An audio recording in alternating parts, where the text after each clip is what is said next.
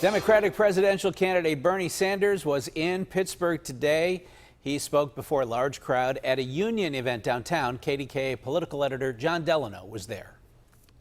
Senator Bernie Sanders and his wife Jane made a quick stop at the Wyndham Grand Hotel Monday morning.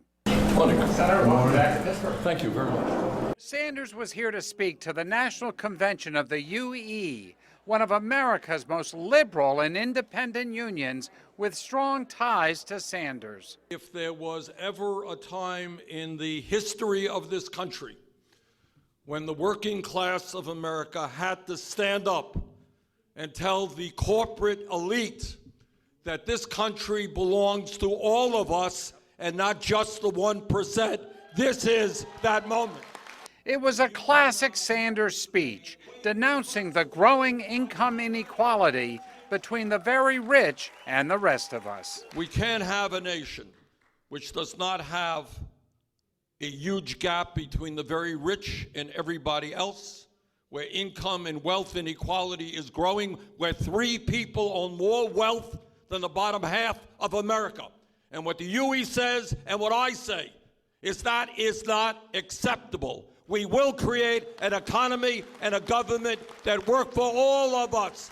Sanders says the decline of the middle class is the result of corporate greed, so that the top 1% can have more than 92% of Americans combined. Most candidates, and certainly the corporate media, does not talk about the grotesque level of income and wealth inequality in this country. As the President of the United States, I not only will talk about it, we are going to do something about it. And Sanders laid in to President Trump. We have a president who is not only a pathological liar, but we have a president who is doing something that no president in my lifetime has ever done. And that is very intentionally trying to divide the American people.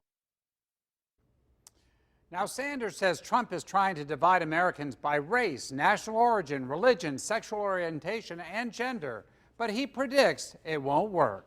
No surprise, following his speech, the UE voted to endorse Sanders for president, becoming the first national union to endorse him. Now, the Vermont senator also singled out the UE workers at a Pittsburgh-based company for standing up to, quote, corporate greed when the company tried to cut pay and benefits. We'll have that story new at 6.